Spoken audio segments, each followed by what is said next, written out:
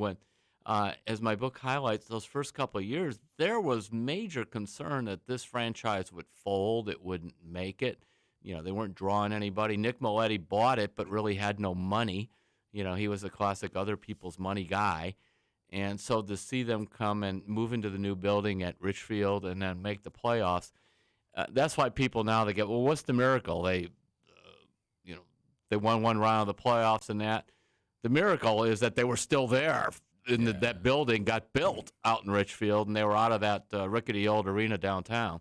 I've had the luxury of being with Joe a number of times. Matter of fact, just with Joe on the Cuyahoga Valley Scenic Railroad a couple of weeks ago. And he has told me a number of times, going back to those vintage Cavs, Terry, wanted to get your viewpoint. He thinks that World B. Free saved basketball in Cleveland.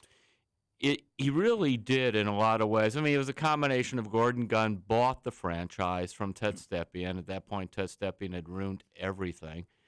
And there was another time when it appeared the franchise was going to leave. The league had a deal in place where they were going to combine the Indiana Pacers and the Cleveland Cavaliers into one franchise to play in Indianapolis if they couldn't find a buyer to get Ted Stepien out of there. And Stepien was losing all this money, so Gordon Gunn bought it. And then Harry Wetman, the general manager, they brought in World Be Free, which was something to see, something to sell. And World Be Free and I got to be good friends. I just covered him for the Beacon Journal his last year in Cleveland. He used to play, after practice, three-point horse with me. In other words, you know how you a letter H-O-R-S-E? Yeah. It was all three-pointers. I just had to get a letter on him to win. I might have done it once, but I'm not sure. And now, granted, I wasn't, a great shooter or whatever, but that's why he actually was well ahead of his time. Could you imagine the world be free and this basketball now like with the Houston Rockets? He'd have been like James Harden or something. He would be. But he was fun. He averaged 22 points a game for 4 years, played on some dreadful teams. I remember one time he said to me, Terry, it's really hard to get 20. I said, 20 points? He says, no, get up 20 shots. Name of the book is called Vintage Cavs. Talk about why you wanted to put this together. Obviously, a lot of great stories. What really started rolling around on my mind, because sometimes I come up with an idea for a book and I don't write it for a few years, was when Hot Rod Williams died of cancer in 2015, and I wrote a couple stories about him, and I was amazed at how many emails came in about it and how many people mentioned it. And frankly, in the internet age, Ray, we know how many people read it, and it was a ton. And then, as I found when I went out and talked, a lot of people said, well, I remember when you were at the Beacon Journal and covering the Cavs, because I had the whole Lenny Wilkins era, and that was so much fun. And frankly, it hasn't been the same in a lot of ways since they moved downtown. And I thought, there's something there. So the book is, well, it is a history of that time. It's really a lot of memory and memoir because, I went to games at the old Cleveland Arena, and I covered the team during that time, and I known all those principals for many, many years. And as you were smiling there just listening to Joe, Craig Elo makes that shot. Yes, there is a Santa Claus, and he comes from Lubbock, Texas. I remember that. Yeah. Yes, Virginia, there's a Santa Claus. He comes from Lubbock, Texas. And I think, Joe is tied into that. Pete Franklin doing games at the old Coliseum, his talk show afterwards was another part of it. And, let's face it, it is a simpler time. Now, as I mentioned before, money was always involved. Greed was always there. But I remember Campy Russell said to me when he played, he said, you were sort of expected afterwards. He said, we parked in like the Miracle team in there, sort of in the same lot as the people. So he said, we'd come through the concourse, go out, and you were expected to sign autographs, shake hands. And generally people lived in a community. And remarkably, Mark Price was telling me, oh, yeah, I used to play up at Valley Vista Playground at Cuyahoga Falls, play pickup ball. I would go up there with Elo and John Bagley and Winston Bennett. And I've run into these people say, I got in a pickup game with Mark Price, or I got in a pickup game with these guys. You don't see that now. Yeah. I heard that Mike Price used to shoot down here at Springside as well, down in Fairlawn. He used to come down and shoot around down right. there, And I think that they did.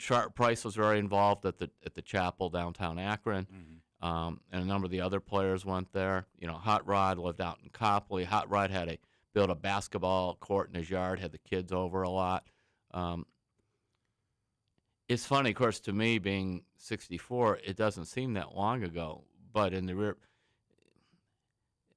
here's the other thing that struck me, got me right in the book. I was out.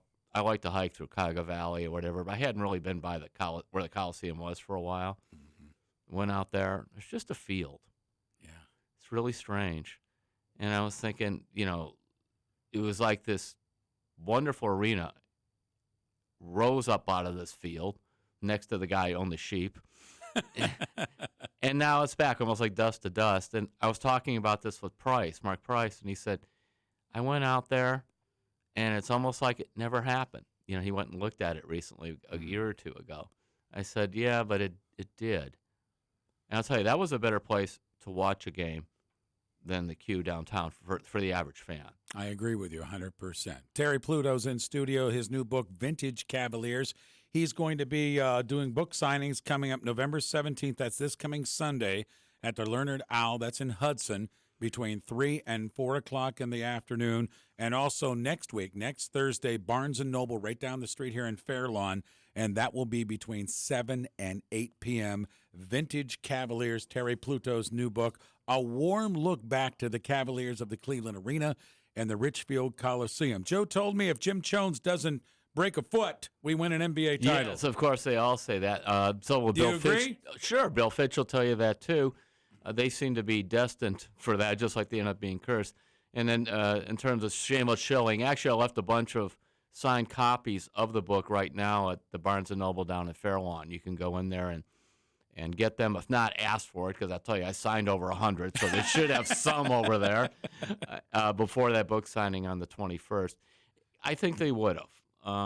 Let's face it, the biggest moment for Cavs was LeBron James, and it was winning the title, and I was at that game. In fact, the Oracle Arena in Oakland, where the Warriors now used to play, they got rid of that, reminded me a lot of the Coliseum because the best seats in the area weren't all just corporate. If you remember the old Coliseum, the luxury boxes were up high, and it was the same thing at Oracle, and you were closer. But in a lot of ways, too, if you think about it, it was like there was this marriage of convenience between Dan Gilbert and LeBron James. These kind of two superpowers of international conglomerates combining to bring the title here, and it was fantastic when they did. And then afterwards, you could tell how things began to pull apart. I also think a big difference from then to now was you generally played 4 years of college before you turned pro, or at the very least 3 years, Ray. The Cavs have two 19-year-olds and a 20-year-old running around. But if you mention Right. Hot Rod Williams, Brad Doherty, Larry Nance, Mark Price, Craig Eagle, they all were 4-year college players.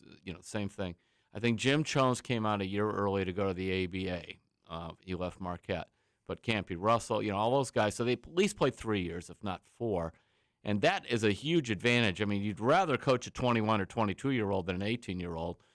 Even if back then you were only giving him $100,000 instead of several million, it's still, I think, made for a better product in the beginning. I think the attraction to me with that team as well is they were all our draft picks. Mm-hmm. They were all ours Yes. from the beginning, and we saw these kids grow into a legitimate NBA title contender. There wasn't this rush to get to free agency so I could go and form my own super team. That is something, Ray, that goes on now. And a lot of times when you draft a 19-year-old and you have him under control for 3 or 4 years, frankly, just as he's starting to figure out how to play, he hits a free agent market. Yeah. Or you can pull a Kyrie Irving. I signed my extension, but after 2 years, I want out of here anyway. I know to the players back then, that was just stunning that Irving would do something like that. They would never cross their mind. Yeah, they all would at some point maybe want to be free agents or whatnot. Or like Hot Rod Williams, his agent went out and got him an offer sheet from Miami. Remember that? And then Yes. they Cavs matched. Like I said, there's business been involved, but not quite to the extent that we see now. And I think it's why, as you said, that the Cavs, especially for Summit County and when the team moved out here, it was almost like a neighborhood team. Mm-hmm. It really was, because most of these guys, Doherty and Price lived in Hudson. Elo and Hot Rod and Nance lived, Bath, Copley area. And I'm sure I'm probably missing some. Lenny Wilkins, I know, lived over on Hampton Ridge. He lived there when he was the coach. So that's where the guys were. You would see them when he went, I believe, to downtown, either to St. Vincent's. I think he went to St. Vincent's to church all the time. So you'd see these guys, and that's so to me.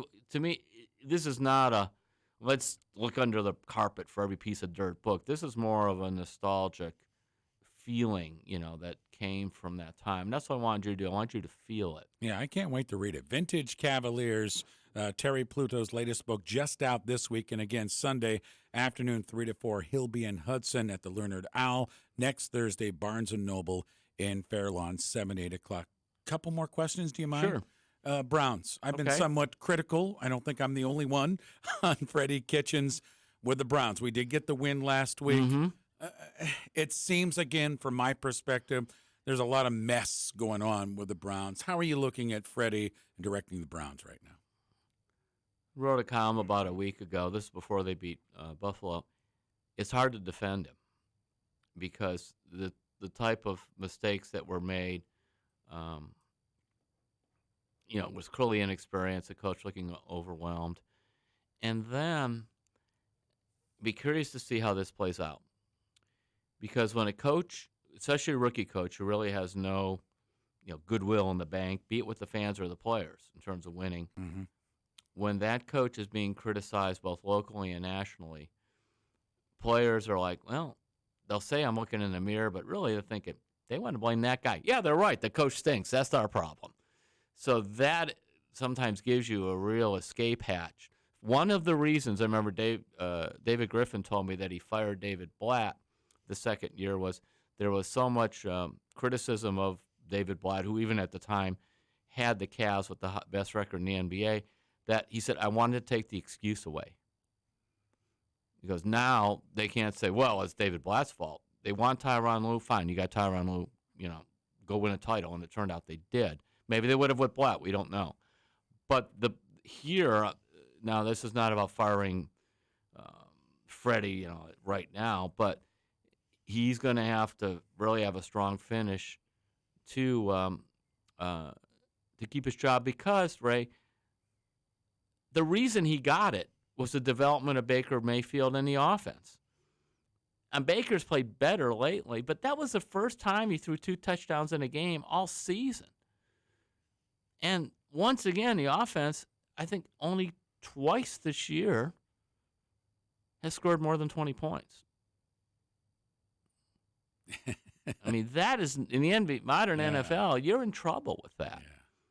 So they brought him in for his offense, and the offense has been struggling. And be curious. I think Thursday's a huge game because if you beat the Steelers, the mental part of that is so strong. Just like the devastating if you lose. You go out there, and Mike Tomlin rolls in there with Mason Rudolph and these other guys, and they beat the Browns on their home field.